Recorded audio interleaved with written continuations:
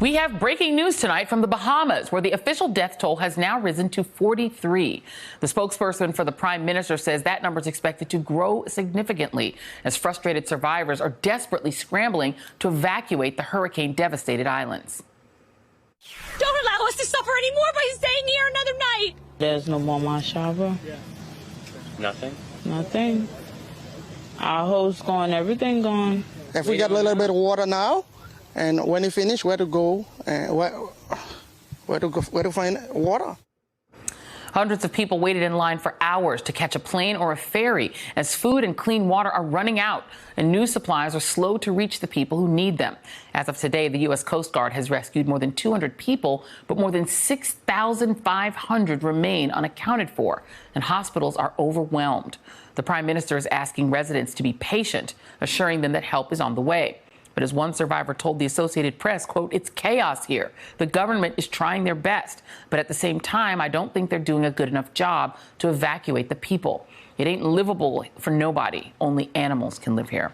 Joining us now by phone from Freeport is Peter Turnquest, the Deputy Prime Minister of the Bahamas. And, sir, thank you so much for being here. And I just want to ask you, the situation in the Bahamas right now, describe to us how difficult it is and what kind of help that you're receiving.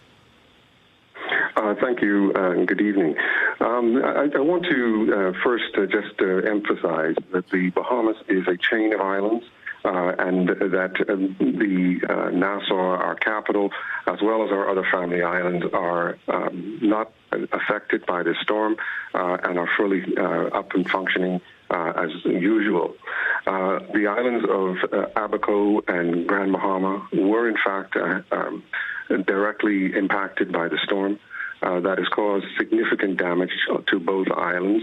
Marsh Harbor, Abaco, the capital of that island, sustained a direct hit, and it caused catastrophic damage to that community. Similarly, on the eastern side of Grand Bahama, which also was affected by the eye of the storm, similarly received significant damage. And so the loss is significant. You indicated the official death count at the moment is 43, 35 persons in Abaco and 8 persons in Grand Bahama. We do expect that will likely rise. But we certainly pray that we will be short of what we expect as we go forward with our search and rescue missions. And where are people who are being evacuated to? As you said, it's an archipelago. There's the archipelago. Where are people being taken to when they're being removed from the places that are not inhabitable? Right. So those persons who wish to be evacuated from Abaco in particular, they are going to family and friends in Providence, Nassau. Others are being taken to Grand Bahama, to unaffected areas. And similarly for Grand Bahamians who want to be taken to family in Nassau while the infrastructure is being rebuilt. They may find more comfort in being with family in Nassau. In both instances, the government is providing evacuation options for the residents to relocate if that is their desire.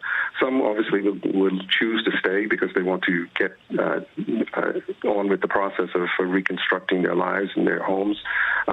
We will need people to stay, obviously, to help rebuild.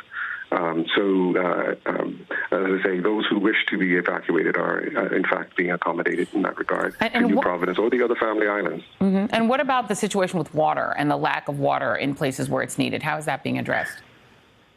So the water for sanitary purposes is a challenge at the moment. However, thanks to our international friends and partners, we've been able to supply the needs for those residents that remain on the island. At this point, I do want to thank all of our international partners, the United States, the United Kingdom, Canada, Cayman Islands, Caribbean, who have pitched in and have done a tremendous job in helping us to work our way through this significant event. And very quickly, where can people go if they want to help? Is there a website or is there some place that people can go if they want to donate or to help? Sure. You can go onto the Government of the Bahamas website, www.bahamas.gov.bs, or you can check with any of our consulate or embassies in the United States or Canada or the United Kingdom. Peter Turnquest, Deputy Prime Minister of the Bahamas, thank you very much. We're all thinking of you there in the Bahamas, so thank you so much for some of your time tonight. Thanks for checking out our YouTube channel. Subscribe by clicking on the button below for more from The Last Word and the rest of MSNBC.